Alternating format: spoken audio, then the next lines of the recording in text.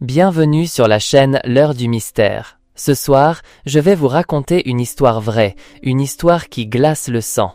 Elle parle de solitude, d'angoisse et d'une présence qui n'aurait jamais dû se trouver là. Restez jusqu'à la fin, car ce que vous allez entendre cache bien plus de surprises que vous ne l'imaginez. Il y a eu une courte période où je vivais seul. J'occupais un petit appartement d'une chambre au rez-de-chaussée d'une maison appartenant à quelqu'un d'autre. C'était juste après avoir quitté la maison de mes parents avant de rencontrer ma compagne. À cette époque, je passais beaucoup de temps seul, sauf quand j'étais à l'université ou au travail. Alors je regardais souvent des films, et surtout des films d'horreur. Même à 21 ans, il m'arrivait d'avoir du mal à dormir après en avoir vu un, surtout dans cet appartement vide et silencieux. Je me surprenais à inspecter ma chambre, parfois même à allumer la lampe de chevet pour vérifier qu'il n'y avait rien autour de moi. Ce soir-là, le locataire du dessus n'était pas à la maison, sa voiture n'était pas dans l'allée. Donc les bruits que j'entendais ne pouvaient pas être des pas venant de l'étage. Peu à peu, la peur s'installait. J'entendais des sons, sans pouvoir en déterminer l'origine dans la maison. Finalement, je me décidai à ouvrir la porte de ma chambre. Derrière se trouvait un couloir étroit, menant d'un côté à la salle de bain et à l'autre extrémité au salon. Et là, tout au bout du couloir, comme dans une scène sortie tout droit du film que je venais de regarder 1 heure plus tôt, quelqu'un se tenait debout. C'était une femme, près de la cuisine. La lumière de la lune passait par les fenêtres et suffisait à l'éclairer. Elle me regardait droit dans les yeux. Puis, sans détourner son regard, elle commença à reculer lentement. La panique m'envahit. Je poussai un cri, me réfugiai dans ma chambre, claquai la porte et la verrouillai. Elle ne tenta pas de forcer l'entrée, mais j'entendis des pas précipités monter l'escalier menant à la sortie de mon appartement, puis la porte claquer violemment. Je restai paralysé par la peur pendant 10 longues minutes avant d'oser reprendre mon téléphone et sortir de ma chambre. L'appartement était petit, il n'y avait pas beaucoup d'endroits où se cacher. Il était vide.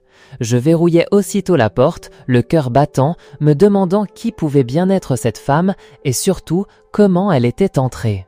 Je n'appelai pas la police cette nuit-là. Le lendemain, je contactai mon propriétaire et lui racontai ce qui s'était passé. Il fit un appel au locataire de l'étage et ce que j'appris me glaça le sang.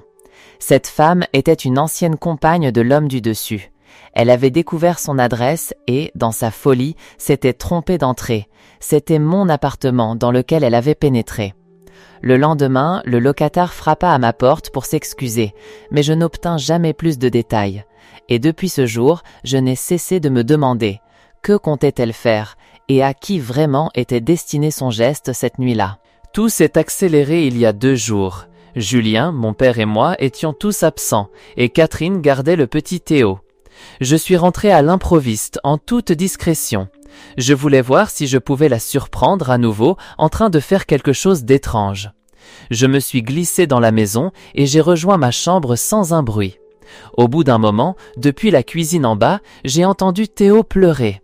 Pas des pleurs normaux, non, c'était des sanglots de pure détresse. Et puis, j'ai entendu Catherine hurler de toutes ses forces. « Tais-toi, bon sang !» C'était la première fois que je l'entendais hausser la voix et j'ai compris que je découvrais enfin son vrai visage. J'ai dévalé les escaliers pour lui crier de laisser mon frère tranquille. Elle a été surprise, complètement choquée de me voir là. Et pour la première fois, elle ne m'a pas gratifié de son sourire dérangeant. Elle m'a regardé avec un visage vide, puis elle est descendue et a fermé la porte derrière elle. J'ai immédiatement appelé mon père pour tout lui raconter. Ce soir-là, il a eu une discussion avec elle. Je ne sais pas comment ça s'est passé, mais je suppose que ce n'était pas fameux, car cette même nuit, quelque chose m'a réveillé en sursaut. Il y avait quelqu'un dans ma chambre. La silhouette a rapidement quitté la pièce et a refermé la porte. Je suis sorti de mon lit et j'ai ouvert ma porte. En arrivant dans le couloir, j'ai vu et entendu la porte de la chambre de mon père se fermer. Je me suis approché, j'ai ouvert, et là, Catherine et mon père étaient tous les deux allongés dans le lit. J'ai réveillé mon père, fou de rage, en lui disant que Catherine venait de sortir de ma chambre. Elle a tout nié en bloc, affirmant qu'elle était au lit depuis des heures. Je ne sais pas si mon père m'a cru, mais il m'a dit de retourner dans ma chambre et qu'il allait lui parler. J'ai obéi, et en fermant la porte, je les ai entendus chuchoter. Je suis retourné me coucher, terrifié. Et j'ai toujours peur, je veux qu'elle sorte de cette maison, de nos vies. Je pense qu'elle est dangereuse. Pourquoi était-elle dans ma chambre? Ça me rend complètement dingue. Je m'inquiète pour la sécurité de ma famille et je ne sais absolument pas quoi faire. Cette autre histoire remonte à quelques années, j'avais alors 30 ans. J'étais dans mon appartement à Nice, sur la Côte d'Azur. Cet appartement, que je possède toujours, se trouve au 2e étage d'une belle résidence dont je tairai le nom par discrétion. Chaque fois que je descends là-bas, c'est pendant les mois les plus froids dans le nord, et je me transforme en véritable lézard, passant mes journées à la plage. Heureusement, je travaille à distance avec mon ordinateur et mon téléphone, ce qui me permet de m'échapper là-bas quand je le souhaite.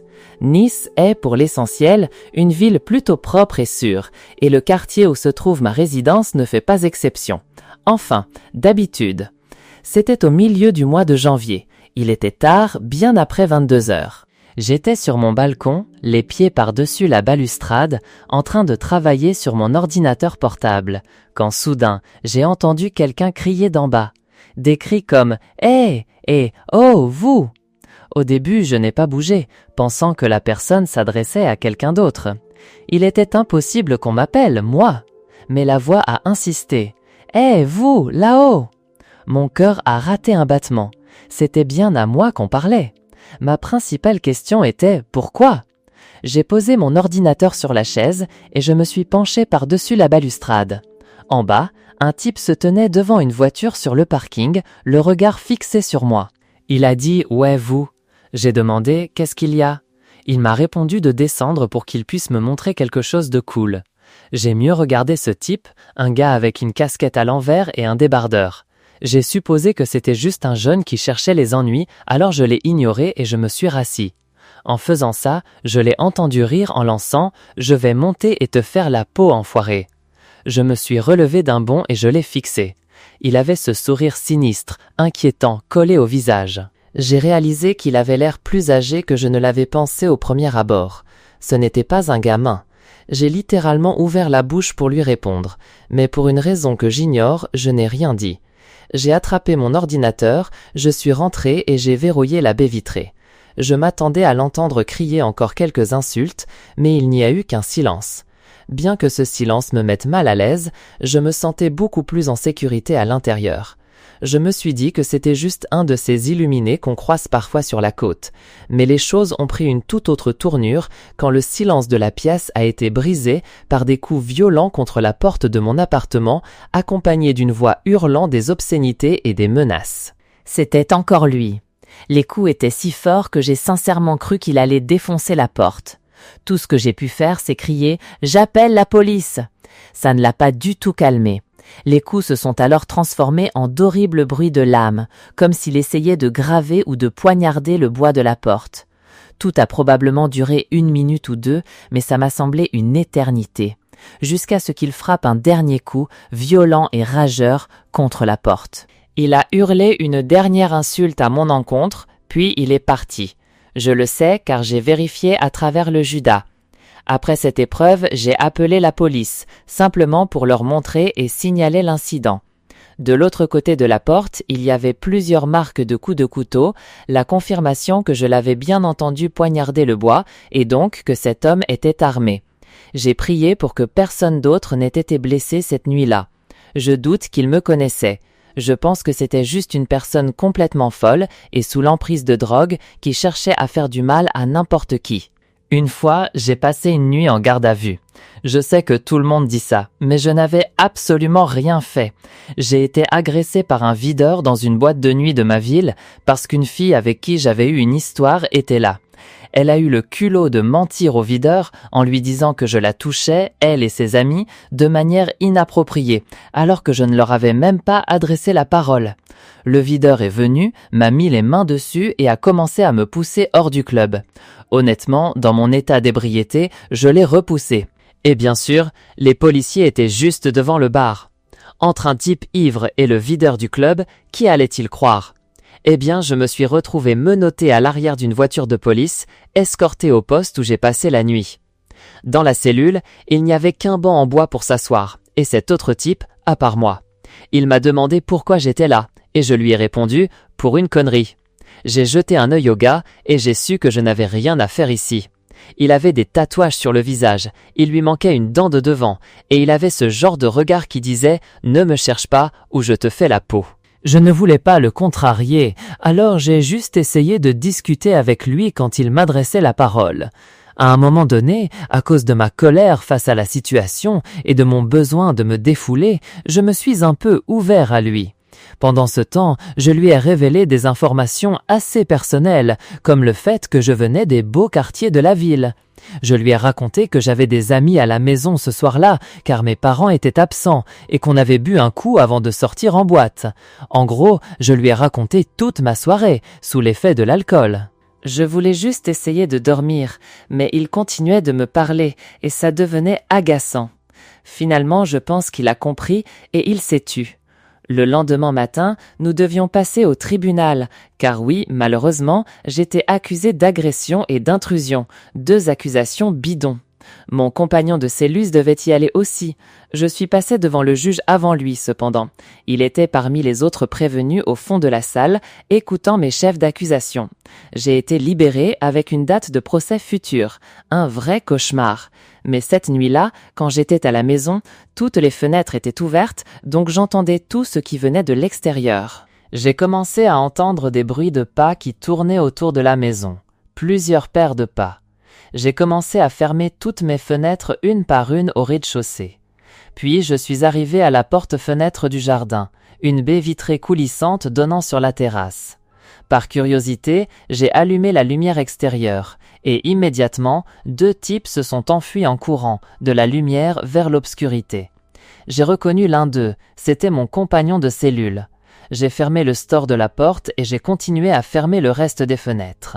Je n'arrivais pas à croire qu'il m'avait retrouvé, mais il était de toute évidence là pour dévaliser notre maison après que je lui ai dit que mes parents étaient absents. Il a dû voir des billets d'euros danser devant ses yeux quand je lui ai dit de quel quartier je venais. Il a probablement entendu mon nom appelé au tribunal et une simple recherche sur Internet avec mon nom, assez commun, a suffi pour trouver mon adresse. Les 2 types sont partis, je crois, car je ne les ai plus entendus du reste de la nuit. Je n'ai jamais dit à mes parents que j'avais été arrêté, et pour cette raison, je ne leur ai jamais raconté comment mon compagnon de cellule a failli venir cambrioler notre maison. Ceci est une histoire qui vient de m'arriver, et je ne sais pas quoi en penser, si ce n'est que je suis terrifié. Je ne suis pas du tout une personne spirituelle. Je fréquentais par intermittence un garçon nommé Julien. Je l'avais rencontré par l'intermédiaire d'une collègue un soir où nous étions sortis ensemble dans un bar, et le courant était bien passé. Je l'ai finalement présenté à ma famille. Alors que mes parents étaient plutôt indifférents à son sujet, mes grands-parents, et surtout ma grand-mère, ne l'appréciaient pas du tout. Ils disaient tous les 2 sentir quelque chose de mauvais en lui, qu'il ne semblait pas être un bon garçon. Ma grand-mère surtout. Ce n'était pas après une seule rencontre, C'était après que je l'ai amené plusieurs fois et que tout le monde ait pu se faire une bonne idée de lui. Et honnêtement, je commençais à voir ce qu'il voulait dire, car Julien et moi nous disputions sans arrêt et il perdait son sang-froid assez facilement avec moi. À cause de cela, notre relation était faite de hauts et de bas. Un soir, j'ai vraiment senti qu'il était sur le point de lever la main sur moi, mais il s'est retenu, puis s'est calmé. C'est là que j'ai dit « c'est terminé » et que je l'ai quitté. Du moins, c'est ce que je croyais. Ma grand-mère était particulièrement heureuse et m'a dit que je méritais bien mieux. Puis elle a enchaîné, comme à son habitude, en disant que je devrais me trouver un gentil garçon italien issu d'une bonne famille. Peu de temps après, ma grand-mère est décédée d'une crise cardiaque. Pendant mon deuil, pour lui rendre hommage, j'ai accroché une photo d'elle sur le mur de ma chambre. C'était il y a seulement 1 mois. Je passais un mois absolument horrible et dans un moment de faiblesse, quand Julien m'a recontacté il y a 2 semaines, j'ai répondu et nous nous sommes revus. Nous nous sommes vus tous les soirs ces 2 dernières semaines et je pensais sincèrement qu'il avait changé car nous ne nous étions pas disputés une seule fois et je me sentais juste, en sécurité avec lui. Et puis, il y a quelques jours à peine, Julien et moi avons décidé de nous mettre officiellement ensemble. Cette nuit-là, j'ai été réveillée par un grand fracas dans ma chambre. Prise de panique, j'ai allumé ma lampe de chevet et il m'a fallu un instant pour remarquer que la photo de ma grand-mère n'était plus sur le mur. Je me suis levée et j'ai vu que le cadre était tombé par terre et que la vitre s'était fissurée. Le cadre photo de ma grand-mère, celui que j'avais accroché, était tombé et s'était brisé la nuit même où j'avais accepté de sortir avec Julien. J'ai tenu le cadre dans ma main, la gorge nouée, tout mon corps tremblait. Le lendemain, j'ai appelé Julien et je lui ai dit que je pensais qu'on devrait faire une pause, que je n'avais pas la tête à une relation en ce moment. Il a explosé de colère au téléphone et cet appel a prouvé que ma grand-mère avait raison à son sujet depuis le début. Mais ce cadre qui tombe et se brise, qu'est-ce qui aurait pu provoquer ça? Il n'y avait aucun courant d'air dans la pièce. Et même si j'imagine que c'était une sorte de signe de ma part, de ma grand-mère, vous vous rendez compte à quel point c'est terrifiant? J'ai pris ma Jeep pour un road trip dans les Alpes pour faire du tout-terrain en pleine nature. J'explorais plusieurs sentiers dans le massif du Vercors et je comptais terminer la journée sur le sentier de l'homme mort. C'était un parcours assez exigeant, mais le paysage était à couper le souffle. J'avais emporté un sac de couchage, prévoyant de dormir à l'arrière de ma Jeep, les sièges rabattus.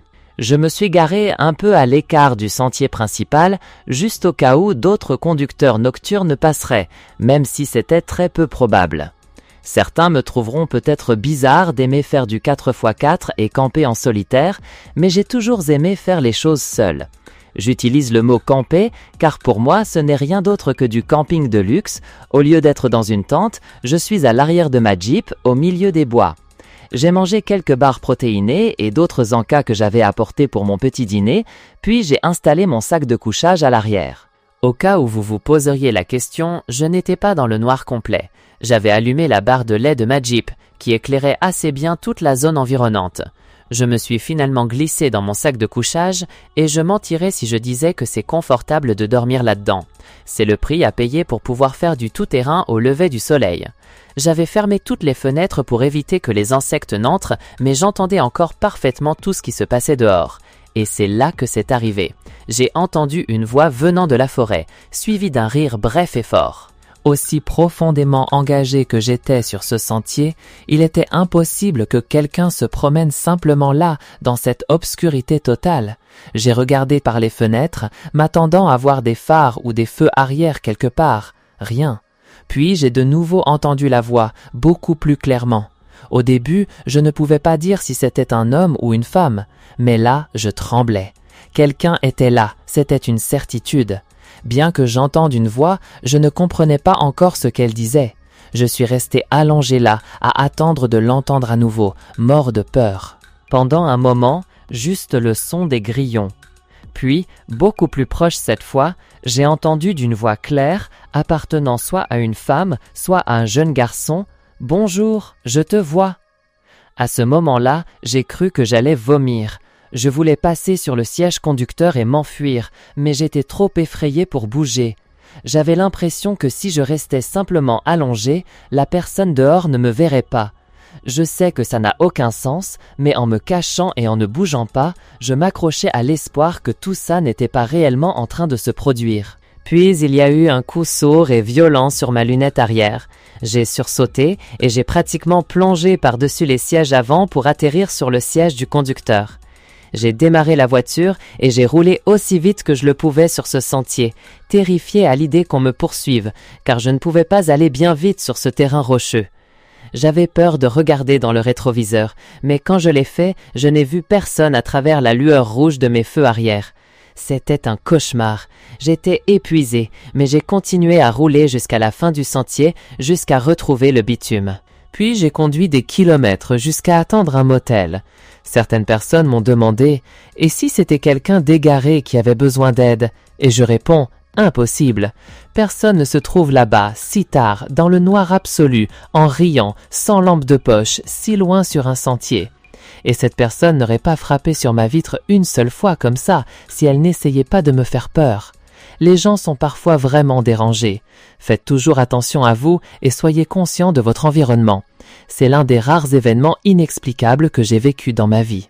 J'étais chez moi, à l'étage, dans ma chambre, en train de rédiger un devoir pour mon cours d'histoire. Pour autant que je sache, j'étais seule à la maison, mais apparemment je me trompais, car la voix de ma mère m'a appelée d'en bas, criant mon nom. J'ai répondu « Quoi ?» Elle n'a pas répondu. Alors, un peu agacée parce que je ne voulais pas être interrompue dans ma rédaction, je me suis levée à contre-cœur pour descendre voir ce qu'elle voulait. Quand je suis arrivée en bas, j'ai cherché ma mère du regard, mais elle n'était nulle part en vue. Alors j'ai crié « Maman ?» et elle a répondu en criant mon nom à son tour. Sa voix venait de la cave, alors je suis allée jusqu'à la porte de la cave, mais étrangement, la lumière était éteinte. J'ai appelé dans les escaliers « Maman !» encore une fois, et elle a répondu. J'ai crié « Qu'est-ce que tu fais là-dessous dans le noir ?» Elle n'a pas répondu. J'ai allumé la lumière et j'ai commencé à descendre. J'ai entendu ma mère appeler mon nom de nouveau alors que j'approchais des dernières marches. Ça devenait vraiment étrange. Chaque fois qu'elle prononçait mon nom, le son était identique, comme s'il n'y avait absolument aucune différence d'intonation. Elle était introuvable dans la cave, mais j'ai alors remarqué que la porte d'un petit débarras était ouverte. Vous savez, ce genre de placard étrange où il faut presque entrer à quatre pattes, mais qui occupe une grande partie de la cave. C'était le seul endroit où ma mère pouvait encore se trouver. Alors j'ai dit « Maman !» une dernière fois. Pas de réponse. Cette fois, je me suis approché de la porte du débarras et je me suis mis à genoux pour essayer de regarder à l'intérieur. Il faisait un noir d'encre et je commençais sérieusement à paniquer. J'ai murmuré « Maman, tu essaies de me faire une blague ?» Aucune réponse, juste le léger bourdonnement de l'ampoule de la cave. Je me suis relevé et, pour une raison que j'ignore, j'ai décidé de remonter les escaliers en courant, claquant et verrouillant la porte de la cave derrière moi. Je ne savais pas ce que je venais de voir et d'entendre, mais je suis allé saisir le téléphone fixe pour appeler le numéro de portable de ma mère. Ça a sonné plusieurs fois jusqu'à ce que ma mère décroche, et j'ai appris qu'elle était en train de faire les courses. Je lui ai tout raconté, mais bien sûr elle ne m'a pas cru. Elle pensait que je lui faisais une farce. Il a fallu une bonne demi-heure à la supplier de me croire pour qu'elle finisse par me prendre au sérieux. Et quand elle et mon père sont rentrés, nous sommes tous descendus à la cave ensemble. La porte du débarras était toujours ouverte. Mon père est entré, mais il n'y avait personne. Cette expérience reste à ce jour la plus troublante et inexplicable de toute ma vie. Je n'avais que 9 ans environ lorsque c'est arrivé. Je passais le week-end chez ma grand-mère, ce que je faisais souvent quand j'étais petit. C'était une journée d'orage, et ma grand-mère était sortie faire des courses au supermarché du coin pour le dîner. J'étais dans le salon, en train de regarder Bob l'éponge, quand le téléphone a sonné. Il n'y avait aucune raison pour que je réponde, mais vous savez, j'étais un enfant avec un cerveau d'enfant. Impossible d'expliquer ce genre de décision. Je suis allé à la cuisine, j'ai décroché le combiné, et après que ma petite voix d'enfant a dit « Allô », une voix d'homme à l'autre bout du fil a demandé « Pourrais-je parler à l'adulte de la maison ?» J'ai répondu « Elle n'est pas là », et la voix a rétorqué « Alors tu es tout seul en ce moment ?» Je me souviens avoir marqué une pause, puis j'ai dit « Oui ». Même à mon âge, après cette question, j'ai su que ce n'était probablement pas une bonne idée d'avoir décroché. L'homme a ensuite demandé si l'adresse qu'il avait dans ses dossiers était la bonne, mais je n'ai pas répondu. J'ai raccroché et là j'étais nerveux. J'avais peur d'avoir mis ma grand-mère dans le pétrin. Néanmoins, je suis retourné regarder Bob l'éponge. Environ 20 minutes plus tard, on a frappé frénétiquement à la porte. J'ai coupé le son de la télé et j'ai tendu l'oreille. En plus des coups, une voix d'homme criait « S'il vous plaît, à l'aide !» Je me suis glissé jusqu'au coin du mur près de l'entrée pour jeter un œil et voir si j'apercevais quelqu'un de l'autre côté à travers la vitre en haut de la porte. C'était une terrible erreur, car non seulement je l'ai vu, mais il m'a vu aussi. L'homme de l'autre côté a immédiatement dit « Petit, s'il te plaît, ouvre la porte, je suis gravement blessé. » J'ai couru dans le coin de la pièce, près de la fenêtre, et j'ai fermé les stores pour pouvoir me cacher derrière le canapé. J'étais terrifiée. Il n'y avait pas de téléphone portable à l'époque. Je ne pouvais pas appeler ma grand-mère. L'homme continuait de marteler la porte, ses appels à l'aide devenant de plus en plus agacés et ses coups de plus en plus forts et fréquents. Puis, les coups violents sur la porte ont cessé, et il a commencé à frapper à la fenêtre, juste à côté de moi. Cet individu étrange a commencé à murmurer des choses comme « Je ne te ferai pas de mal » et « S'il vous plaît, je saigne abondamment ».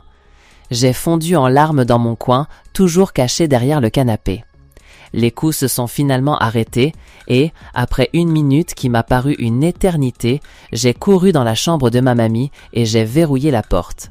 Je me suis allongé dans son lit, sous les couvertures, ne laissant dépasser que ma tête. Le son de la pluie qui frappait le rebord de la fenêtre et le tonnerre lointain qui grondait de temps en temps avaient quelque chose d'étrangement apaisant, du moins pour un court instant. Mais soudain, l'homme est réapparu à l'une des fenêtres de la chambre et a essayé de la soulever pour l'ouvrir. Dieu merci, toutes les fenêtres étaient maintenant verrouillées. Je me suis caché complètement sous les couvertures et je ne pense pas qu'il m'ait vu. Ce fut la dernière fois que j'ai vu ou entendu cet homme. 20 minutes plus tard, j'ai entendu ma mamie entrer par la porte d'entrée. J'ai couru dans ses bras, en pleurant et en m'excusant, et je lui ai tout raconté. Bien sûr, elle a appelé la police. Quand les agents ont eu besoin que je leur donne tous les détails possibles, ma grand-mère m'a fait entrer dans la pièce et j'ai répondu à leurs questions. Puis elle m'a renvoyé dans la chambre d'amis pour regarder la télévision. Malheureusement, cet homme n'a jamais été arrêté pour ce qu'il a fait, du moins pas à ma connaissance. Ma grand-mère n'a jamais rien dit à mes parents et elle m'a demandé de ne rien leur dire non plus. Mais après ça, elle ne m'a plus jamais laissé seule, les rares fois où je suis retourné dormir chez elle. Pour faire court, j'étais à une porte non verrouillée de me faire enlever, sans l'ombre d'un doute. Je suis père de 2 enfants, ils ont 15 et 10 ans. Ma femme n'était pas à la maison au moment des faits. J'étais dans ma chambre, en train de faire une sieste en plein milieu de la journée. Mon fils aîné passe son temps à entrer et sortir de la maison avec ses amis, alors quand j'ai entendu la porte d'entrée s'ouvrir et se fermer sans arrêt, ça ne m'a pas inquiété. Mais au bout d'un moment, quand j'ai entendu la contreporte claquer violemment pour la 4e fois, j'ai commencé à m'énerver et je lui ai crié de se calmer. Puis, j'ai commencé à entendre d'autres bruits forts venant du couloir, en direction de la chambre de mon plus jeune fils, Léo. J'ai imaginé qu'il jouait avec ses figurines de catch ou quelque chose du genre. Mais même avec ma porte fermée, le bruit est devenu insupportable. C'était comme un bruit sourd et constant. Mais qu'est-ce que Léo pouvait bien fabriquer ? Quand j'ai traversé le couloir pour aller dans sa chambre, le bruit est devenu plus clair, et c'était littéralement le son de quelqu'un qui cognait contre le mur. Je suis entré dans sa chambre. La porte était déjà ouverte. J'ai crié le nom de Léo, furieux, mais je n'ai pas vu mon fils. J'ai vu un homme, un adulte, face au mur, en train de se cogner la tête contre ce mur. Il y avait du sang sur le mur à cause de ses coups répétés. L'homme m'a jeté un regard en coin, sans même tourner complètement la tête. J'ai réussi à le plaquer au sol, et c'est à ce moment-là que Léo est sorti de sous ses draps où il s'était caché. L'homme ne s'est pas débattu. Il s'est mis à hurler un charabia de psychopathe, prouvant qu'il avait perdu toute raison. J'ai dit à Léo d'aller chercher le téléphone fixe pendant que je maintenais l'homme au sol. Après avoir appelé la police, je suis resté dans cette position pendant au moins 5 minutes avant qu'il n'arrive. Pendant tout ce temps, l'homme n'a cessé de sourire, de rire et de dire des choses qui n'avaient aucun sens. Il était clairement malade, ou sous l'emprise de drogues puissantes, ou les deux. Je n'ai pas porté plainte et je suis sûr qu'il a été emmené quelque part pour recevoir l'aide dont il avait manifestement besoin et pour ne plus être dans la rue. J'ai eu de nombreuses terreurs nocturnes dans ma vie et j'ai lutté contre de nombreux troubles du sommeil. Franchement, je ne saurais même pas dire combien de fois j'ai vécu une paralysie du sommeil. C'est une chose vraiment troublante. Je me suis aussi réveillé un nombre incalculable de fois en voyant des araignées et d'autres insectes géants dans mon lit pour qu'ils disparaissent au moment où je commence à revenir à la réalité. Mais les hallucinations sont toujours si réelles, si vives. Je me surprends toujours à sauter hors de mon lit en hurlant, en jetant des oreillers sur ces bestioles qui n'existent pas, et ne me lancer même pas sur le sujet de mes cauchemars constants. Il y a eu une semaine particulièrement stressante à l'école, j'étais submergée de devoirs pour tous mes cours et j'avoue que j'étais épuisée mentalement et physiquement. Avec la moitié de mes travaux à rendre le lendemain, un vendredi, je suis restée debout extrêmement tard pour un soir de semaine. Il devait être environ 3 heures du matin et je devais me lever 3 heures plus tard. Quand j'ai enfin terminé, je me suis littéralement effondrée dans mon lit et je me suis endormie d'un coup, plus vite que l'éclair. Et cette nuit-là, j'ai de nouveau fait un mauvais rêve. Pour décrire au mieux ce rêve bizarre, j'étais, pour une raison que j'ignore, dans un bâtiment tout en longueur dont j'essayais de m'échapper. Et dans chaque pièce que je traversais, je trouvais des bonbons, un peu comme dans une attraction d'Halloween. Mais dans le rêve, je fuyais quelque chose, et ce quelque chose n'arrêtait pas de rire. C'était un rire d'enfant, et il semblait venir de partout à la fois. Ce qui m'a finalement sorti de ce cauchemar, c'est le moment où j'ai atteint ce que je supposais être la dernière porte du bâtiment. Les rires étaient à leur paroxysme assourdissant. Et lorsque j'ai ouvert cette porte, je me suis réveillé en sursaut dans mon lit. Je ne pouvais plus bouger. Ça recommençait. Puis un rire s'est élevé du milieu de ma propre chambre. J'ai forcé mes yeux à se concentrer sur le centre de la pièce. 4 personnes se tenaient là. On aurait dit une famille, un homme et une femme de grande taille, accompagnés d'un petit garçon et d'une petite fille. Ils se tenaient tous par la main, et ils riaient tous, me fixant avec des sourires gigantesques, des sourires d'une largeur inhumaine. Alors que je sentais cette pression oppressante sur ma poitrine, si fréquente lors des paralysies du sommeil, j'ai eu l'effroyable sensation qu'ils grandissaient, ou peut-être qu'ils se rapprochaient, comme s'ils flottaient lentement dans ma direction. Dès que mon corps m'a enfin obéi, j'ai arraché les draps et j'ai lancé mes oreillers de toutes mes forces vers le milieu de la pièce en hurlant. Mais les oreillers n'ont heurté que le vide. Les 4 silhouettes avaient disparu et le rire horrible s'était arrêté. Je n'avais jamais vécu une hallucination aussi terrifiante, et pourtant j'ai subi des paralysies du sommeil de nombreuses fois. J'ai dû voir mon médecin le lendemain qui m'a prescrit un nouveau traitement. Depuis ce jour, j'ai encore ma part de terreur nocturne, mais rien, absolument rien, n'a jamais approché l'horreur de cette nuit-là. Et voilà, c'est ainsi que se termine ce récit glaçant. Qu'auriez-vous fait à sa place? Avez-vous déjà vécu une paralysie du sommeil aussi intense? Racontez-moi vos propres expériences et vos réflexions dans les commentaires. Si cette histoire vous a donné des frissons, n'oubliez pas de laisser un pouce bleu, de vous abonner à la chaîne L'Heure du Mystère et d'activer la cloche pour ne rien manquer de nos prochaines plongées dans l'inconnu. Partagez cette vidéo avec vos amis qui aiment avoir peur. Merci d'avoir écouté et à très bientôt pour un nouveau mystère.